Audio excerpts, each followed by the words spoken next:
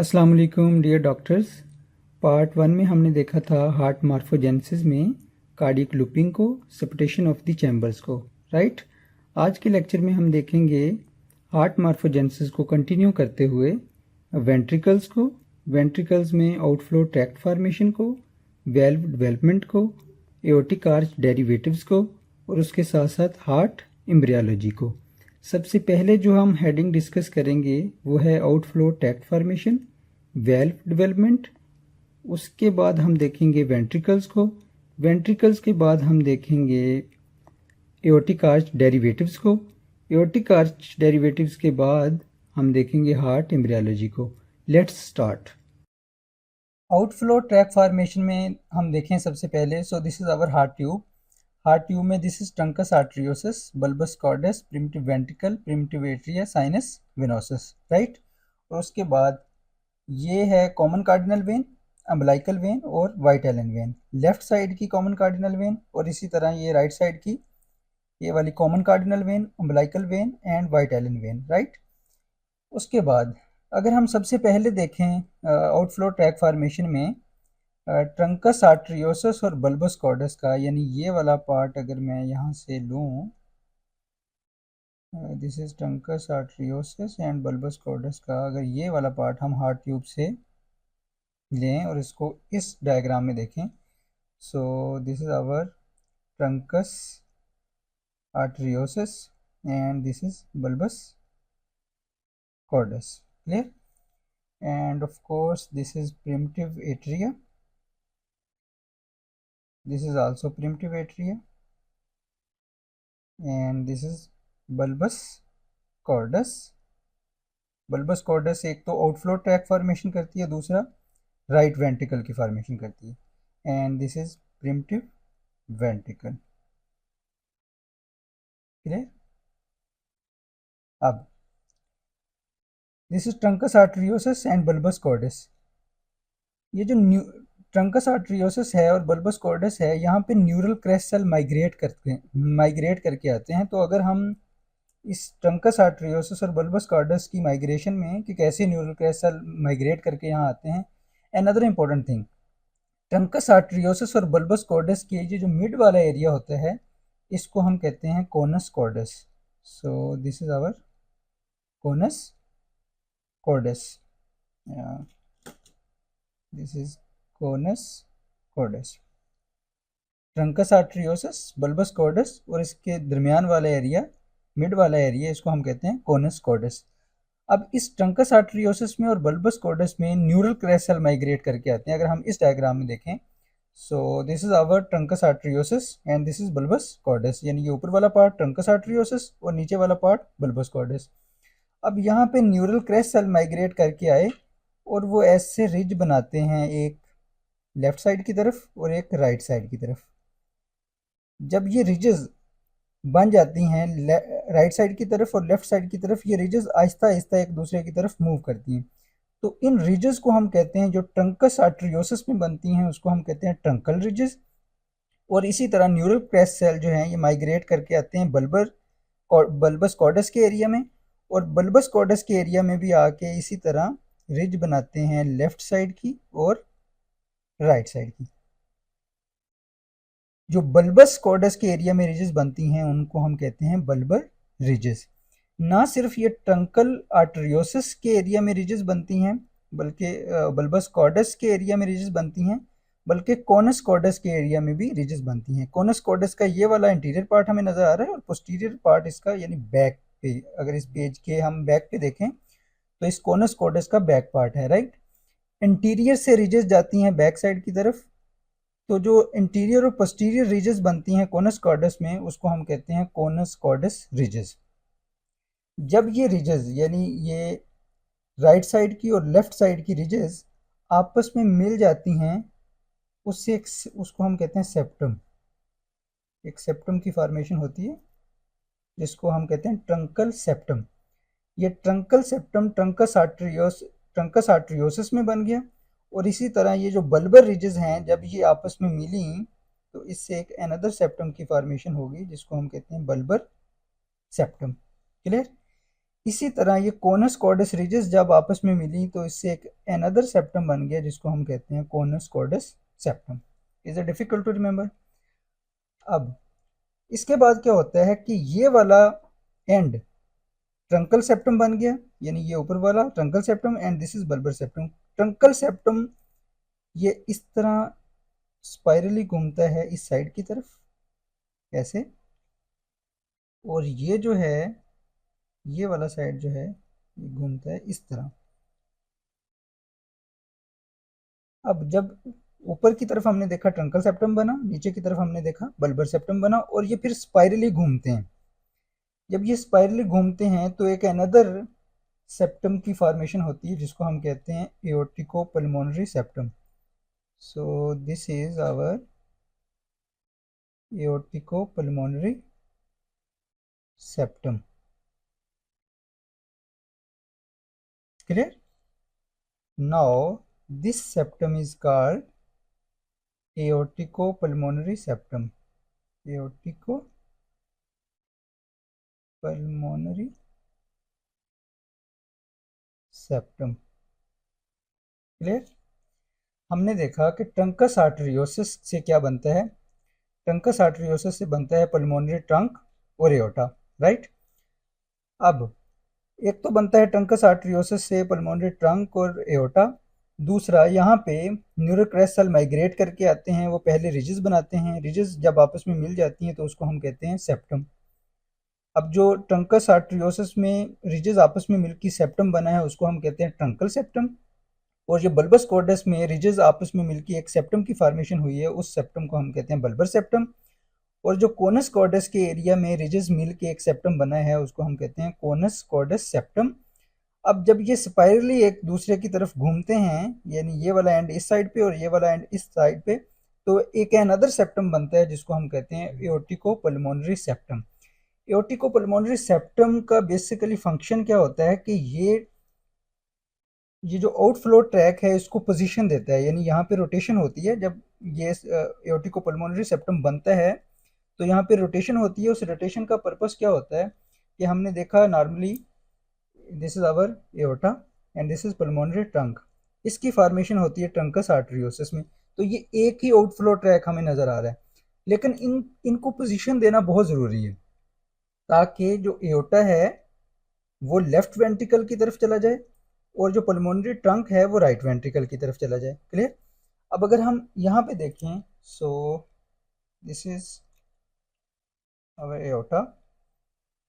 अब जब ये एओर्टिको पल्मोनरी सेप्टम बन गया, रोटेशन हो गई, यानी ये स्पाइरली घूमे एक दूसरे की तरफ, तो अब एओर्टा जो है वो यहाँ से इस तरह इस एओर्टिको पल्मोनरी सेप्टम की बैक से, तो इसकी बैक से यहाँ, और फिर यानी बल्बस कॉर्डस के एरिया में जो एओर्टिको पल्मोनरी सेप्टम बना उसकी बैक से गुजरता है, और उसके बाद ये जो ट्रंकस आर्टरियोसिस के एरिया में एओर्टिको पल्मोनरी सेप्टम बना है उसके ऊपर से गुजर के ऐसे आर्च ऑफ एओर्टा बनाता है, यानी आर्च बनाता है। क्लियर? इसी तरह ये जो पल्मोनरी ट्रंक है ये बल्बस कॉर्डस के एरिया में जो एओर्टिको पल्मोनरी सेप्टम बनता है उसके ऊपर से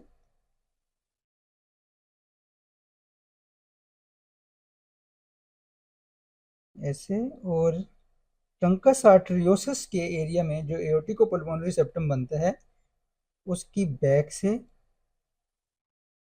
ऐसे गुजर के पल्मोनरी आर्टरीज बनाती है, right. Left and right pulmonary arteries. Clear? अब अगर हम देखें यहाँ पे ट्रंकस आर्टरियोसिस से हमने देखा कि एक तो पल्मोनरी ट्रंक बनता है, दूसरा एओर्टा बनता है।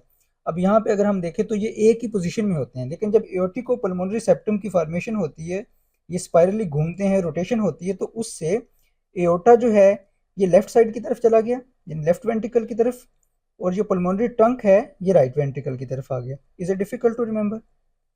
अब हमने क्या देखा, this is our heart tube. Heart tube में this is truncus arteriosus bulbus cordis. हमने इस ट्रंकस आर्टरियोसस और बल्बस कॉर्डस को यहाँ से उठाया और यहाँ ड्रा कर दिया। क्लियर। अब ये हार्ट हार्ट का जो स्ट्रक्चर हमें नजर आ रहा है, this is our truncus arteriosus का पार्ट एंड बल्बस कॉर्डस का पार्ट, और इन दोनों के मिड का जो एरिया होता है उसको हम कहते हैं कोनस कॉर्डस।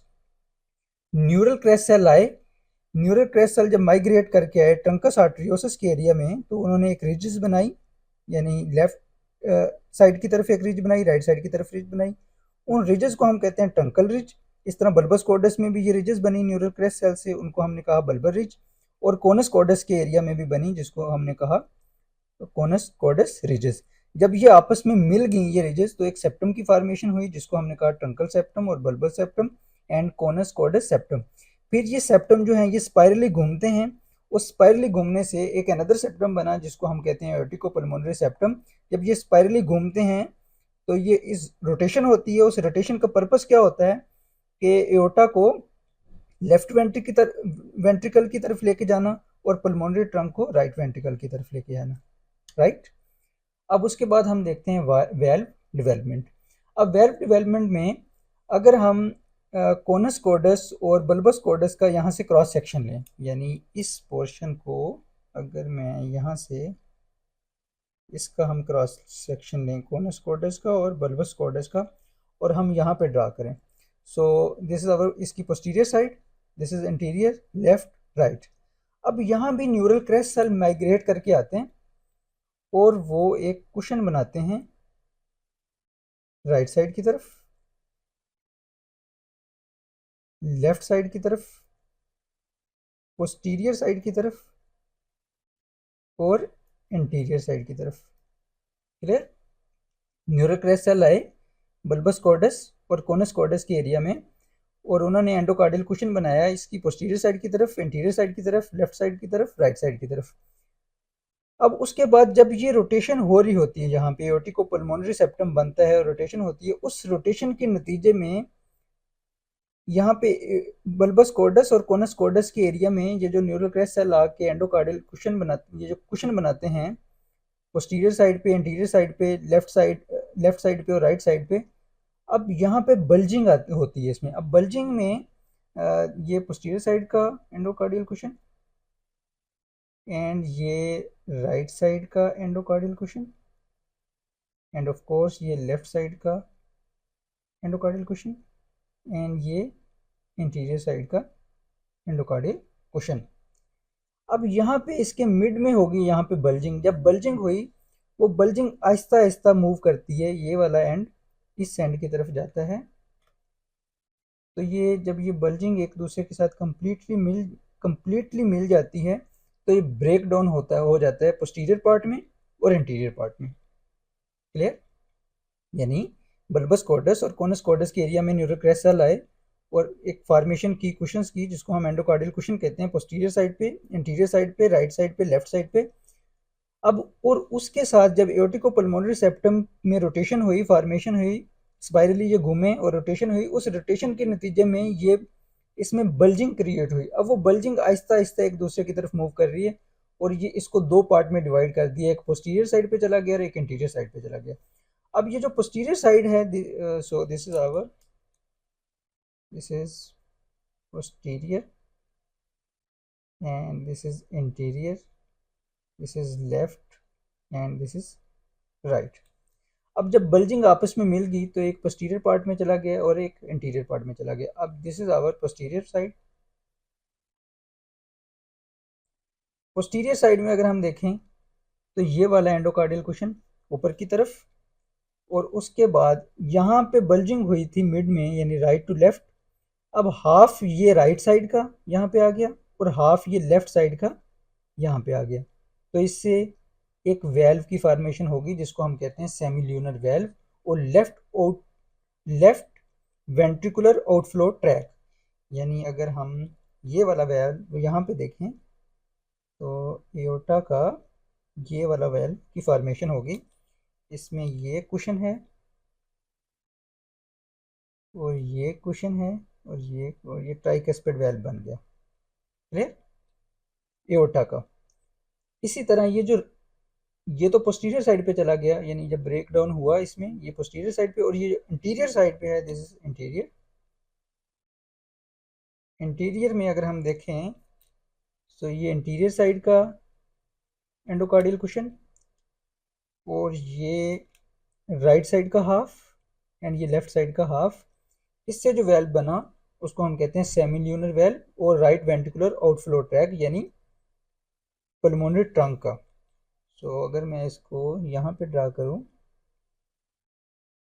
तो this is interior cushion right and left. Is it difficult to remember? Clear? अब यहाँ पे वेल्व की डेवलपमेंट होगी यानी एओर्टा की और पल्मोनरी ट्रंक की। क्लियर? अब हम देखते हैं कि ये वाले वेल्व यानी माइट्रल वेल्व और ट्राइकस्पिड वेल्व की फॉर्मेशन कैसे होती है। Clear?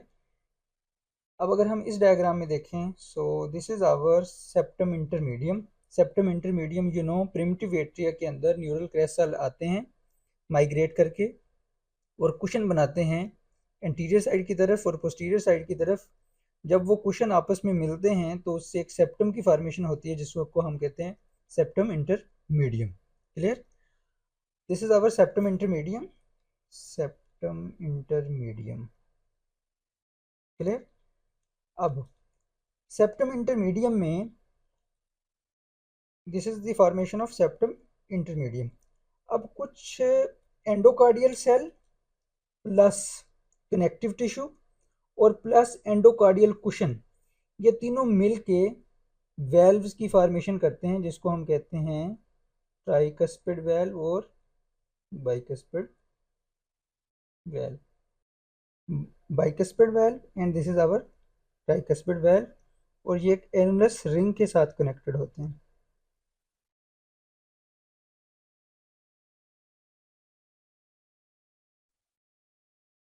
This is mitral valve, this is mitral valve, or you can say bicuspid valve. Mitral valve and this is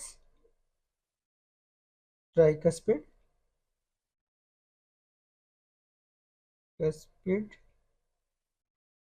valve। Clear?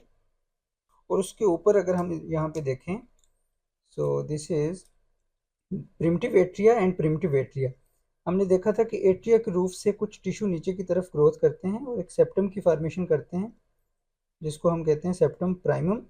Septum primum में पहले यहाँ पे एक ओस्टियम होता है जिसको हम कहते हैं ओस्टियम प्राइमम, फिर ये ओस्टियम फिल हो जाता है, एक अनदर ओस्टियम बनता है जिसको हम कहते हैं ostium secundum. So this is septum primum and this is ostium secundum. और उसकी राइट साइड के ऊपर अनदर वेल्व की फॉर्मेशन होती है जिसको हम कहते हैं septum secundum. Septum secundum right. और इनके बीच में एक होल बनता है, एक फोरामन बनता है जिसको हम कहते हैं फोरामन ओवेल। फोरामन ओवेल। क्लियर? अब इसके बाद अब यहाँ पे अगर हम हार्ट की लुक देखें तो एट्रिया डिफाइन हो गए हमें। So this is our left atria, this is right atria. और नीचे अगर वेंट्रिकल की तरफ देखें तो अभी हमें एक ही चैम्बर नजर आ रहा है, यानी हम डिफाइन नहीं कर सकते क्योंकि इसमें अभी तक कोई सेप्टम की फॉर्मेशन नहीं हुई। राइट? और उसके बाद माइट्रल वेल्व की फॉर्मेशन भी होगी है, ट्राइकस्पिड वेल्व की फॉर्मेशन भी होगी है और सेप्टम इंटरमीडियम की भी होगी है।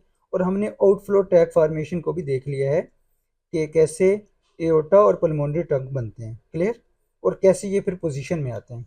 अब अगर हम नेक्स्ट देखें वेंट्रिकल्स को, तो हार्ट मॉर्फोजेनेसिस को कंटिन्यू करते हुए अगर हम इस डायग्राम में देखें, so this is our left atria and this is right atria. Clear? उसके बाद यहाँ पे एट्रिया की रूफ से कुछ टिश्यू नीचे की तरफ ग्रोथ हुई और उससे एक फॉर्मेशन सेप्टम की बनी जिसको हम कहते हैं सेप्टम प्राइमम। सेप्टम प्राइमम में शुरू में यहाँ पे एक ओस्टियम होता है जिसको हम कहते हैं ओस्टियम प्राइमम, लेकिन वो फ्यूज हो जाता है, फिल हो जाता है। उसके बाद एक अनदर होल होता है जिसको हम कहते हैं ओस्टियम सेकंडम, और इसकी राइट साइड के ऊपर कुछ अनदर टिश्यू नीचे की तरफ ग्रोथ करते हैं जिसको हम कहते हैं सेप्टम सेकंडम। अब यहाँ पे नीचे वेंट्रिकल से, वेंट्रिकल में भी मायोकार्डियम से कुछ टिश्यू ऐसे ऊपर की तरफ ग्रो करते हैं, कुछ मायोकार्डियम के टिश्यू सेल ऊपर की तरफ ग्रोथ करते हैं और एक सेप्टम की फॉर्मेशन करते हैं जिसको हम कहते हैं muscular portion of interventricular septum. So this is our muscular portion of interventricular septum. Muscular portion of interventricular septum. Clear? अब ये तो मायोकार्डियम से कुछ टिश्यू ऊपर की तरफ ग्रो किए वेंट्रिकल से, जिससे एक सेप्टम की फॉर्मेशन हुई जिसको हम कहते हैं muscular portion of interventricular septum. इसी तरह सेप्टम इंटरमीडियम से यानी एंडोकार्डियल कुशन से कुछ टिश्यू नीचे की तरफ ग्रो करते हैं, उससे एक अनदर सेप्टम की फॉर्मेशन होती है जिसको हम कहते हैं membranes portion of interventricular septum. तो यहाँ पे कैन अदर सेप्टम की नीचे को फॉर्मेशन होती है, उसको हम कहते हैं membranes portion of interventricular septum. Remember, membranes portion of interventricular septum सिर्फ सेप्टम इंटरमीडियम से नहीं बना होता। मस्कुलर मेम्ब्रेनस इंटरवेंट्रिकुलर सेप्टम का कुछ पार्ट जो है वो एंडोकार्डियल कुशन से यानी सेप्टम इंटरमीडियम से बना होता है और कुछ पार्ट इसका एओर्टिको पल्मोनरी सेप्टम से बनता है। So this is our membranous portion of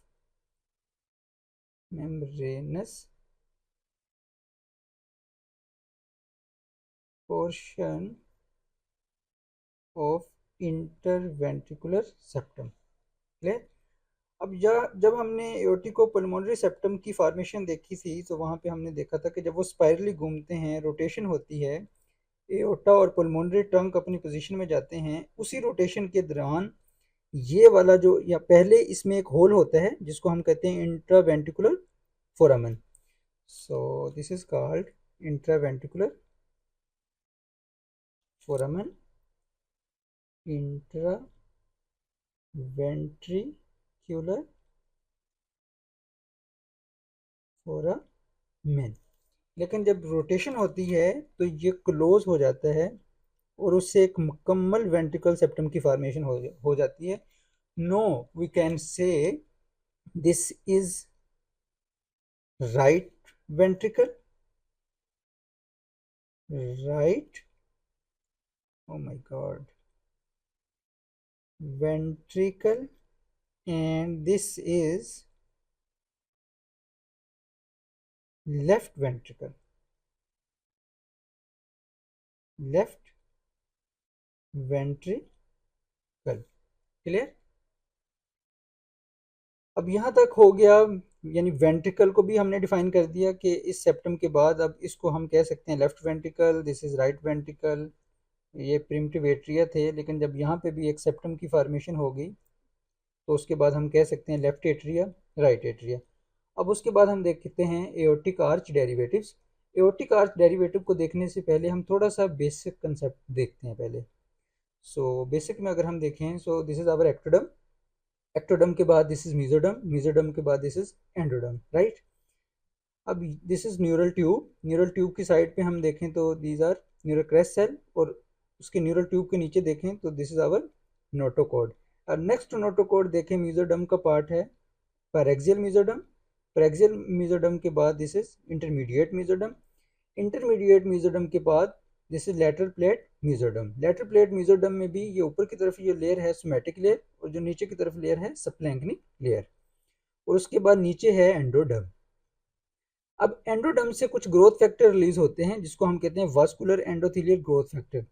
ये vascular endothelial growth factor mesoderm की इस सप्लैंक्निक लेयर को डिफ्रेंशिएट करते हैं, और उस डिफ्रेंशिएशन के नतीजे में क्या बनता है, एक तो पेरिकार्डियल कैविटी बनती है और एक हार्ट ट्यूब बनता है।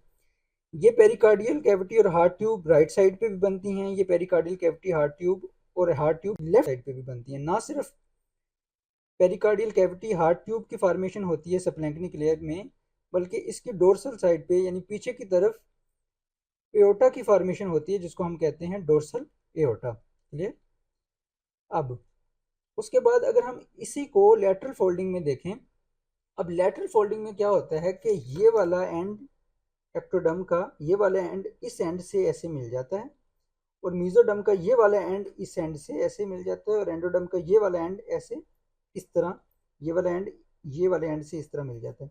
तो अगर हम लेटरल फोल्डिंग में देखें तो ये ऊपर की तरफ हमें लेयर नजर आ रही है, this is our ectoderm. Ectoderm के बाद जो अंदर की तरफ हमें लेयर नजर आ रही है, दिस इज मीजोडर्म।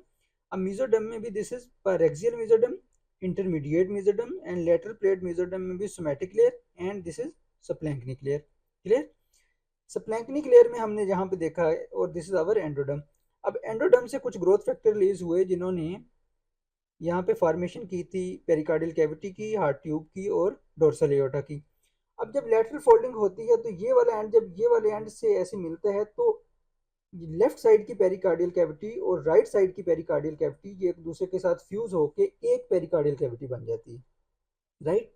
और इसी तरह लेफ्ट साइड की हार्ट ट्यूब और राइट साइड की हार्ट ट्यूब ये एक दूसरे के साथ फ्यूज करके एक हार्ट ट्यूब बन जाती है। तो लेटरल फोल्डिंग में अगर हम देखें, this is one pericardial cavity and one heart tube. उसके बाद ये पीछे की तरफ अगर हम देखें तो ये है डोर्सल एओर्टा। इस क्रॉस सेक्शन में हमें डोर्सल एओर्टा दो नजर आ रहे हैं, लेकिन ये डोर्सल एओर्टा भी आपस में मिलके एक एओर्टा की फॉर्मेशन करते हैं, जिसको हम कहते हैं डिसेंडिंग एओर्टा। क्लियर। अब यहाँ से अगर इस पेरिकार्डियल कैविटी से हार्ट ट्यूब को मैं बाहर निकालूं, so this is our heart tube. Heart tube में this is truncus arteriosus. Truncus arteriosus के ऊपर मीजोडर्म की एक छोटी सी बल्जिंग होती है, जिसको हम कहते हैं एओर्टिक सैक। एओर्टिक सैक जो है ये कनेक्ट होती है पीछे डोर्सल एओर्टा की तरफ। रिमेंबर, जब ये स्प्लैंक्निक लेयर में इन सब की यानी पेरिकार्डियल कैविटी, हार्ट ट्यूब और डोर्सल एओर्टा की फॉर्मेशन हो रही होती है, तो पेरिकार्डियल कैविटी और हार्ट ट्यूब ये हमें इंटीरियर साइड पे नजर आते हैं, और डोर्सल एओर्टा जो है ये पोस्टीरियर साइड के ऊपर नजर आते हैं। तो अगर हम इस डायग्राम में देखें, aortic sac is a part of heart tube. Heart tube के यानी ट्रंकस आर्टरियोसिस के ऊपर एक मीजोडर्म की बल्जिंग है, जिसको हम कहते हैं एओर्टिक सैक। अब इस एओर्टिक सैक की बैक के ऊपर हमें ये डोर्सल एओर्टा नजर आ रहे हैं। क्लियर।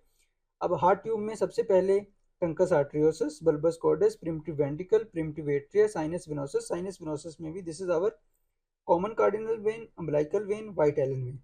ये लेफ्ट साइड की और ये राइट साइड की common cardinal vein, umbilical vein, vitelline vein. Clear. अब ये वाली वेन जो है ये ड्रेन करती हैं इस हॉर्न में, और ये वाली वेन जो है ये इस में ड्रेन करती हैं इस हॉर्न में। इस हॉर्न को हम कहते हैं लेफ्ट हॉर्न, एंड इसको हम कहते हैं राइट हॉर्न। क्लियर। उसके बाद अगर हम वीक 4 के बेबी का एम्ब्रियो देखें, सो ये उसका क्रेनियल एंड है, ये उसका कॉर्डल एंड है, राइट। अब इस बेबी के हेड और नेक के एरिया में कुछ mesoderm plus neural crest cell differentiate होते हैं, प्रोलिफरेट होके एक स्पेशल किस्म की बल्जिंग बनाते हैं, जिसको हम कहते हैं फ्रेंजियल आर्चेस। ये फ्रेंजियल आर्चेस पांच पांच होती हैं। सो this is first फ्रेंजियल arch, second, third, fourth. Fifth जो फ्रेंजियल आर्च होती है वो रिग्रेस हो जाती है और या फिर बनती नहीं है। So this is six. Clear. अब this is our pharyngeal arches. Pharyngeal arches की जो बाहर की कवरिंग होती है वो एक्टोडम की होती है। So this is our ectoderm, ectoderm. और जो अंदर की तरफ होती है वो होती है एंडोडर्म।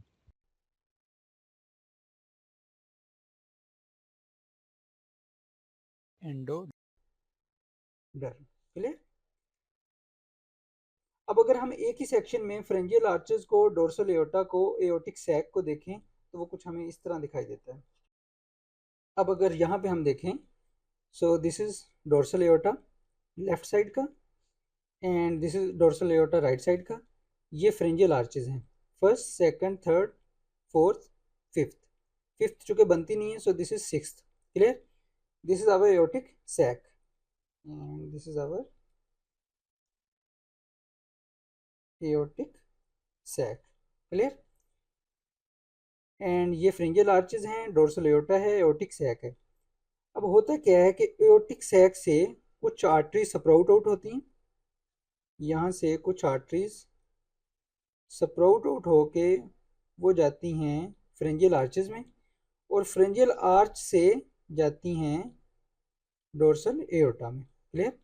एओर्टिक सैक से कुछ आर्टरी स्प्राउट आउट हुई, वो स्प्राउट आउट होके जाती हैं फ्रिंजियल आर्च में। फ्रिंजियल आर्च चूँकि मेसोडर्म की बनी होती हैं, वहाँ से आर्टरीज बन के वो जाती हैं डोर्सल एओर्टा में। इसी तरह ये राइट साइड की तरफ भी हो रहा होता है और लेफ्ट साइड की तरफ भी हो रहा है, यानी एओर्टिक सैक से कुछ आर्टरी स्प्राउट आउट हुई, स्प्राउट आउट होके वो गई फ्रिंजियल आर्च में, फ्रिंजियल आर्च से मज़ीद आर्टरीज बन के वो गई पीछे डोर्सल एओर्टा की तरफ। क्योंकि फ्रिंजियल आर्चेस 5 होती हैं राइट साइड की तरफ और 5 होती हैं लेफ्ट साइड की तरफ, तो हर आर्च से एओर्टिक सैक से जो आर्टरी स्प्राउट आउट होती हैं वो हर आर्च से गुजर के पीछे डोर्सल एओर्टा की तरफ जाती हैं। तो अगर हम इस डायग्राम में देखें, so this is our aortic sac, aortic sac में this is dorsal aorta. Clear? Left side का डोर्सल एओर्टा, राइट साइड का डोर्सल एओर्टा, जब ये दोनों फ्यूज होते हैं तो एक डोर्सल एओर्टा की फॉर्मेशन होती, एक एओर्टा की फॉर्मेशन होती है जिसको हम कहते हैं डिसेंडिंग एओर्टा। क्लियर? अब ये है first pharyngeal arch, first, second, third and fourth, fifth regress हो जाती है, तो this is our sixth pharyngeal arch. अब हम देखते हैं कि फ्रिंजियल आर्च के डेरिवेटिव्स, यानी कौन सी आर्च से कौन सी हमारे पास आर्टरी बनती है, राइट? सो सबसे पहले अगर हम देखें, फर्स्ट फ्रिंजियल आर्च से बनती है maxillary artery. First pharyngeal arch से जो आर्टरी हमारे पास बनती है that is called maxillary artery. So this is our maxillary artery, right side की maxillary artery, and this is left side की maxillary artery. Clear? First pharyngeal arch से जो आर्टरी हमारे पास बनी है उसको हम कहते हैं मैक्सिलरी आर्टरी, जो कि एक्सटर्नल कैरोटिड आर्टरी से निकलती है। क्लियर? उसके बाद सेकंड फ्रिंजियल आर्च, सेकंड फ्रिंजियल आर्च से बनती है स्टेपीडियल आर्टरी, जो कि सप्लाई करती है स्टेपिस बोन को मिडल ईयर में। क्लियर? उसके बाद ये जो थर्ड फ्रिंजियल आर्च है, थर्ड फ्रिंजियल आर्च से बनती है common carotid artery. So this is our common carotid artery, this is also common carotid artery. Clear? And proximal part of internal carotid artery, internal carotid artery, and this is also internal carotid artery, and some people believe external carotid artery also, external carotid artery, right side की external carotid और internal carotid, and this ये left side की external carotid artery. Is it difficult to remember? यानी कि third pharyngeal arch से बनती हैं common carotid artery, proximal part of internal carotid artery, and some people believe external carotid artery also. जो fourth pharyngeal arch है, fourth pharyngeal arch से बनती है aortic arch. This is our aortic arch. so this is our aortic arch, aortic arch। Aorta किससे बनता है? Trunks आर्टरियोसिस से। Pulmonary trunk किससे बनता है? ट्रंकस आर्टरियोसिस से। एओर्टा का ये वाला प्रोक्सिमल पार्ट जो है ये बना ट्रंकस आर्टरियोसिस से, और जो आर्च ऑफ एओर्टा है ये बनती है फोर्थ फ्रिंजियल आर्च से। ना सिर्फ आर्च ऑफ एओर्टा बनता है फोर्थ फ्रिंजियल आर्च से, बल्कि right subclavian artery. So this is our right subclavian artery. Clear? उसके बाद this is our sixth pharyngeal arch. Six pharyngeal arch से बनती है pulmonary arteries. This is pulmonary trunk, जो कि ट्रंकस आर्टरियोसिस से बना, और सिक्स फ्रिंजियल आर्च से बनती हैं पल्मोनरी आर्टरीज। ये लेफ्ट साइड की pulmonary artery and right side की pulmonary artery. Clear? Pulmonary artery, left pulmonary artery and right pulmonary artery. Clear? चूंकि ये 5 पेयर होते हैं, यानी एक इस साइड की फ्रेंजियल आर्चेस और इस साइड की फ्रेंजियल आर्चेस, लेफ्ट साइड की फ्रेंजियल आर्चेस और राइट साइड की फ्रेंजियल आर्चेस।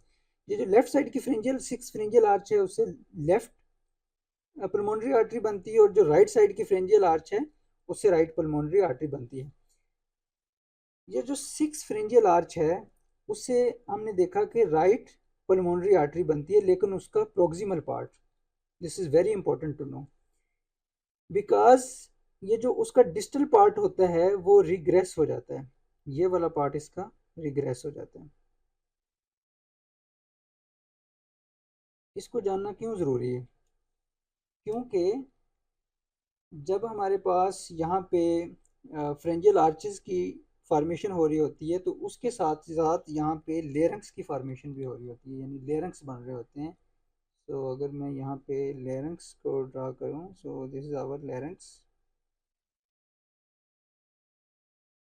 क्लियर? फ्रेंजियल आर्चेस और जब हार्ट की फॉर्मेशन हो रही होती है तो यहाँ पे लेरंक्स लेरंक्स बन रहे होते हैं, लेरंक्स बन रहा होता है। अब इस लेरंक्स को जो नर्व सप्लाई करती है उस नर्व को हम कहते हैं वेगस नर्व। सो यहाँ से एक नर्व गुजरती है जिसको हम कहते हैं vagus nerve. So this is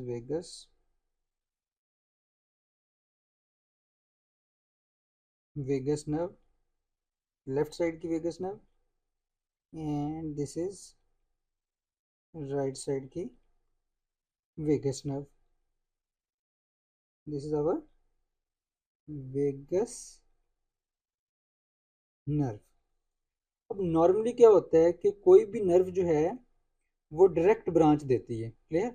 लेकिन ये जो वेगस नर्व है ये पहले ऐसे नीचे की तरफ मूव करती है और उसके बाद ये इस 6 फ्रिंजियल आर्च के गिर्द लूप बनाती है, और लूप बनाने के बाद ऐसे ऊपर की तरफ रिटर्न करती है और लेरिंक्स को सप्लाई करती है।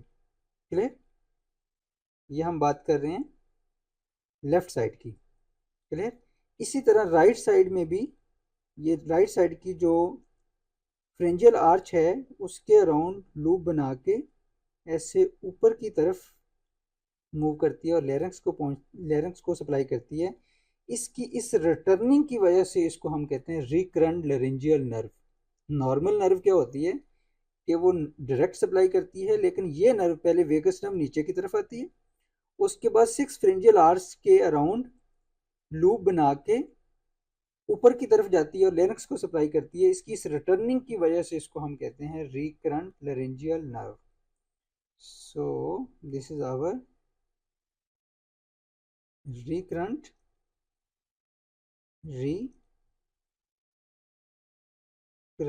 laryngeal nerve, laryngeal nerve।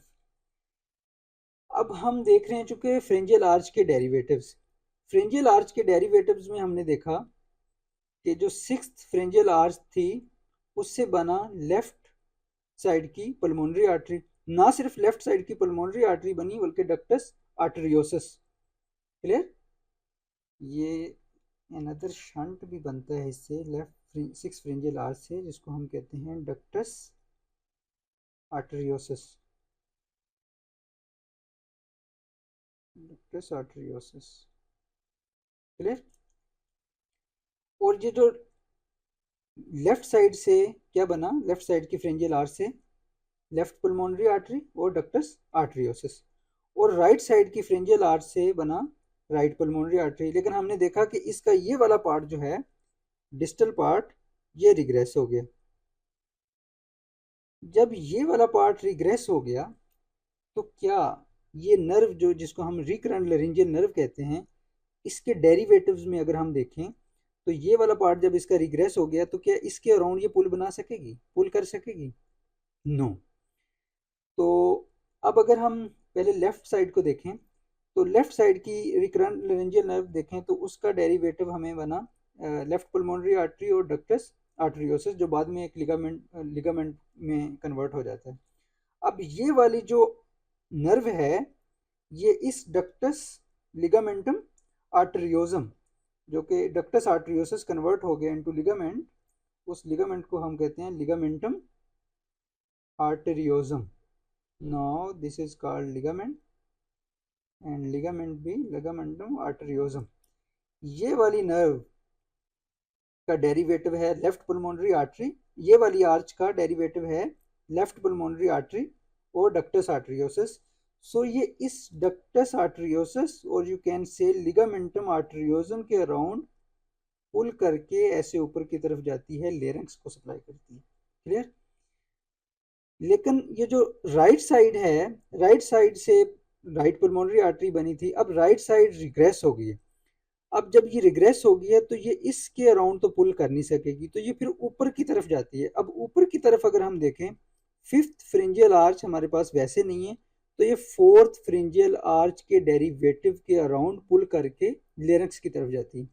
अब अगर फोर्थ फ्रिंजियल आर्च के डेरिवेटिव को हम देखें तो उससे हमारे पास बनता था एओर्टिक आर्च और राइट सबक्लेवियन आर्टरी। तो ये राइट सबक्लेवियन आर्टरी के अराउंड पुल करती है और ऐसे ऊपर की तरफ लेरिंक्स की तरफ जाती है। Is it difficult to remember? अब यहाँ पे एओर्टिक आर्च डेरिवेटिव्स खत्म हुआ। अब हम देखते हैं हार्ट का एम्ब्रियोलॉजी। अगर हम सम अप करें इन सारी चीज़ों को, यहाँ पे this is our heart tube. अब हार्ट ट्यूब में हार्ट ट्यूब का this is truncus arteriosus and bulbus cordis, primitive ventricle, primitive atria, sinus venosus. Truncus arteriosus के ऊपर हमने देखी एक बल्जिंग छोटी सी, उसको हम कहते हैं एओर्टिक सैक। एओर्टिक सैक को से बना डोर्सल, जो डोर्सल एओर्टा के साथ पीछे कनेक्ट होता है। अब यहाँ पे हमने ट्रंकस आर्टरियोसिस से देख लिया था कि पल्मोनरी ट्रंक बनता है और एओर्टा बनता है। No, we are very familiar. Bulbus cordis से भी हमने देखा कि यहाँ इससे एक तो आउटफ्लो ट्रैक बनता है और दूसरा राइट वेंट्रिकल बनता है। प्रिमिटिव वेंट्रिकल से देख लिया हमने लेफ्ट वेंट्रिकल बनता है। प्रिमिटिव एट्रिया से देख लिया हमने राइट साइड का एट्रिया और लेफ्ट साइड का एट्रिया बनता है। क्लियर? अब हम देखते हैं साइनस विनोसिस। अगर मैं प्रिमिटिव एट्रिया और साइनस विनोसिस को यहाँ से पिक करके यहाँ ड्रा करूँ, so this is our primitive atria, and of course this is sinus venosus। Sinus venosus में भी नीचे की तरफ अगर हम वेन देखें, सो ये लेफ्ट साइड की common cardinal vein, umbilical vein, vitelline vein, और ये राइट साइड की common cardinal vein, umbilical vein, vitelline vein. Clear? अब अगर हम इस सेक्शन में देखें, इस डायग्राम में देखें, so this is primitive atria, this is primitive atria and this is sinus venosus. Sinus venosus में this is common cardinal vein, umbilical vein और वाइट एलन वेन। ये लेफ्ट साइड की common cardinal vein, umbilical vein और vitelline vein, ये left side की जितनी भी when होती हैं ये डीजनरेट हो जाती हैं। सो ये वाला पोर्शन तो हो गया डीजनरेट। एम्ब्रियो में ये वाला पोर्शन हो जाता है डीजनरेट। वाई? क्योंकि जो केवल सिस्टम है वीनस ब्लड का वो है राइट साइड की तरफ। क्लियर? सुपीरियर वेना केवा और inferior vena cava right side की तरफ ड्रेन करती है ना, तो ये वाला पोर्शन हो गया डीजनरेट। डीजनरेट कौन कौन सी वेन हुई? Common cardinal vein, umbilical vein और वाइट एलन वेन। इसमें जो पोर्शन हमारे पास बचा है वो है left horn. So this is our left horn, left horn. और ये जो राइट साइड की वेन है उनमें भी अम्बलाइकल वेन जो है वो डीजनरेट हो जाती है। सो ये वाली वेन अम्बलाइकल वेन डीजनरेट होगी। पीछे कौन सी वेन बची? Common cardinal vein, this is our common cardinal vein and this is vitelline vein, vitelline vein, right? अब हमने देखा कि ये वाला पार्ट जो है लेफ्ट साइड की common cardinal vein, umbilical vein और वाइट एलन वेन, ये डीजनरेट होगी और इसमें सिर्फ बचा लेफ्ट हॉर्न। और राइट साइड में अगर हम देखें तो कॉमन कार्डिनल वेन और वाइट एलन वेन बची, बाकी लेफ्ट, राइट साइड की जो थी अम्बलाइकल वेन वो डीजनरेट होगी। क्लियर? अब ये जो लेफ्ट साइड का हॉर्न है ये इसके अंदर फ्यूज कर जाता है राइट साइड के हॉर्न में। So this is our right horn, this is our right horn. Left side का हॉर्न जो है वो फ्यूज हो गया राइट साइड के हॉर्न के साथ, और ये जो राइट साइड का हॉर्न है with these when, common cardinal vein और वाइट एलन वेन, ये फ्यूज हो जाता है प्रिमिटिव एट्रिया में। क्लियर? अब अगर हम यहाँ पे देखें, सो दिस इज सेप्टम इंटरमीडियम। अगर इस डायग्राम में हम देखें सेप्टम इंटरमीडियम, सेप्टम इंटरमीडियम में यहाँ पे हमने फॉर्मेशन देखी थी वेल्व की, ट्राइकस्पिड वेल्व और बाइकस्पिड वेल्व, और you can say mitral valve, और उसके साथ हमने यहाँ पे देख लिया this is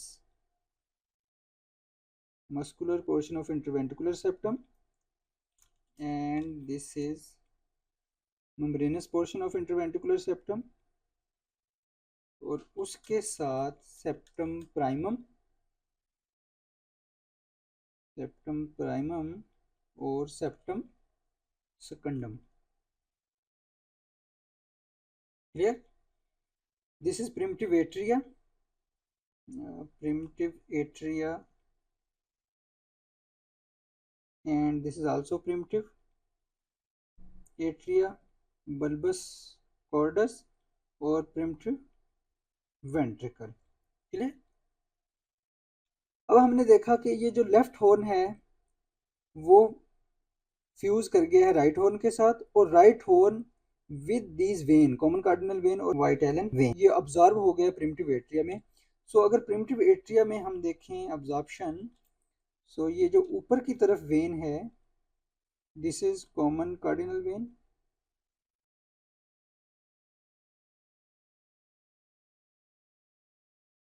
common cardinal vein, और ये जो नीचे की तरफ वेन है this is vitelline vein, और यहाँ पे एक हॉर्न है जिसको हम कहते हैं लेफ्ट हॉर्न,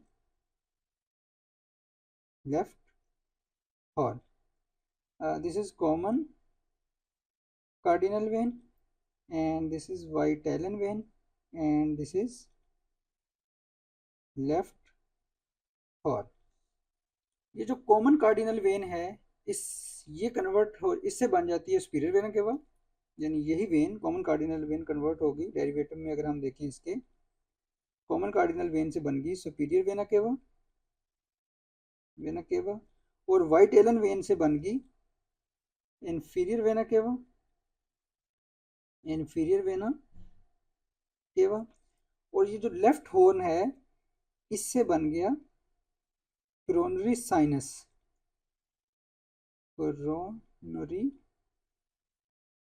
साइनस, और ये जो राइट हॉर्न है इससे बना साइनस वेनेरम। साइनस वेनेरम वो एरिया होता है जहाँ पे कॉमन कार्डिनल वेन और superior vena cava, vitelline vein यानी इंफीरियर वेना केवा और कोरोनरी साइनस की ओपनिंग होती है, उस एरिया को हम कहते हैं साइनस वेनेरम, जो कि राइट हॉर्न से बनता है। So this is our sinus venarum, sinus venarum. Is it difficult to remember? अब हमने देख लिया सारे का सारा हार्ट ट्यूब को मुकम्मल तौर पे हमने देख लिया कि एओर्टिक सैक डोर्सल एओर्टा के साथ कनेक्ट होता है, और एओर्टिक सैक से कुछ आर्टरीज निकलती हैं, स्प्राउट आउट होती हैं, वो फ्रेंजियल आर्चेज में जाती हैं, फ्रेंजियल आर्चेज से वो फिर बैक डोर्सल एओर्टा की तरफ जाती हैं, और उसके डेरिवेटिव से हमने उसके डेरिवेटिव से हमने देख ली कि कौन सी फ्रेंजियल आर्च से कौन सी आर्टरी बनती है। ट्रंकस आर्टरियोसिस से देख लिया हमने पल्मोनरी ट्रंक और एओर्टा की फॉर्मेशन, बल्बस कॉर्डस से देख लिया हमने आउटफ्लो ट्रैक और राइट वेंट्रिकल, प्रिमिटिव वेंट्रिकल से हमने देख लिया लेफ्ट वेंट्रिकल बनता है, प्रिमिटिव एट्रिया और साइनस वेनोसस से हमने देख लिया कि कौन सी वेन से कौन सी वेन बनती है। ये सारा का सारा यहाँ पे कंप्लीट हुआ। अब अगर हम इसको यहाँ पे देखें फाइनल अपनी डायग्राम में, सो यहाँ पे मुकम्मल तौर पे हार्ट की फॉर्मेशन हो गई है। अब क्लियर। अब this is right atrium and this is left atrium. This is right ventricle and this is left ventricle. clear। Right atria से राइट वेंट्रिकल की तरफ जो वेल बनते हैं उसको हम कहते हैं tricuspid valve. So this is our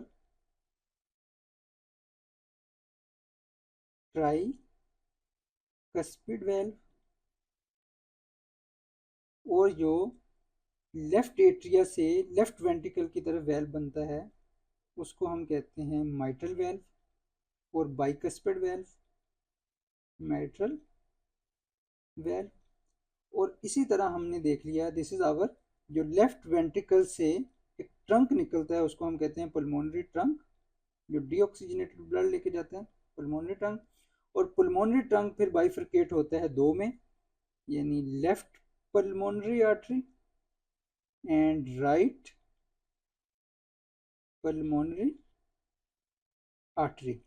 ये लंग्स में जाती हैं और लंग्स से ऑक्सीजनेटेड ब्लड आता है लेफ्ट एट्रिया में और फिर लेफ्ट एट्रिया से लेफ्ट वेंट्रिकल में। अब लेफ्ट वेंट्रिकल से this is our aorta, aorta से फिर arch of aorta, this is our arch of aorta. अब यहाँ पे हार्ट की एम्ब्रियोलॉजी ख़त्म हुई। सो नेक्स्ट लेक्चर में हम देखेंगे फीटल सर्कुलेशन को। Class dismiss.